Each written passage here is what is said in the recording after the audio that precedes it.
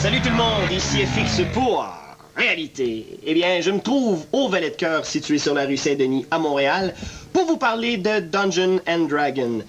Mais là, pour m'aider là-dedans, parce que je connais pas tellement l'univers, eh bien, je suis accompagné de Peter Young. Salut FX. Ça va bien, Peter? Ça va bien. Oui. Alors dis-moi, tout d'abord, depuis combien de temps ça existe, l'univers Donjons & Dragons? Ça fait à peu près 25 ans maintenant que ce jeu existe. Pour quelqu'un qui connaît pas ça comme moi, par exemple, en quoi consiste l'univers? L'univers se consiste comme d'une histoire, une histoire fantastique. Alors les joueurs jouent des rôles principaux qu'un maître de jeu va créer. L'idée c'est que les joueurs vont parcourir à travers un monde fictif et qui vont accomplir des quêtes, tuer des dragons, aller rechercher des trésors et avancer en expérience pour devenir des grands héros. Alors là, je sais qu'il y a une panoplie de livres et de magazines qui sont reliés à l'univers Donjons & Dragons. Est-ce que ça aide au jeu? Ça, c'est pas un aide de jeu, c'est vraiment le jeu. Ces livres-là sont les règles de base pour vraiment créer les caractères, définir le monde. Dans ces livres-là, ici, il y aura tous les monstres différents que tu peux avoir dans le monde de Donjons & Dragons. Alors, ça vous donne les règles.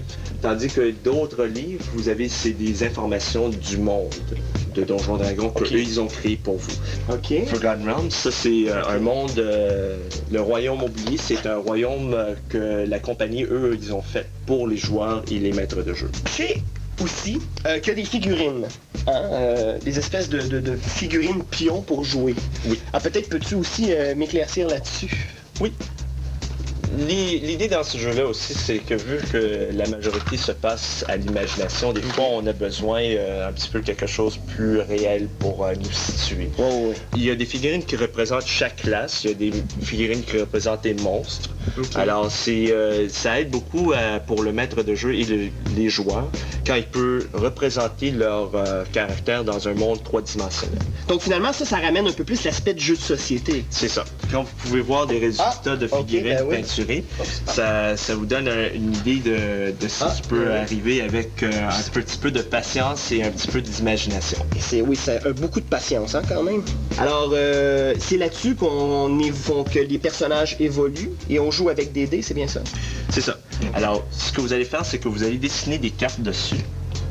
Alors vous allez dessiner comme une chambre avec une porte. Et les caractères vont bouger, les joueurs vont bouger leurs figurines pour indiquer leur action et leur mouvement. Alors disons que tu veux passer à travers la porte qui est située ici, disons que ça c'est le mur et vous voulez passer à travers, il faut rouler un dé.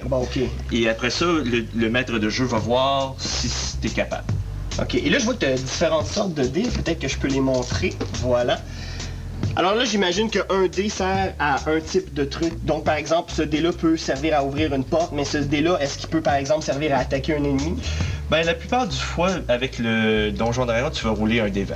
Mais par contre, il y aura des situations qui vont vous demander de rouler un dé 10, un dé 10 faces, 8 faces, et 4 faces, 12 faces. Merci beaucoup, Peter, de nous avoir éclairci pour l'univers Donjons & Dragons. D'ailleurs, ne manquez pas cette journée même, plus tard, une capsule de jeu de rôle avec Sébastien. Alors, c'était FX avec Peter Young pour Réalité. Salut tout le monde et bon jeu.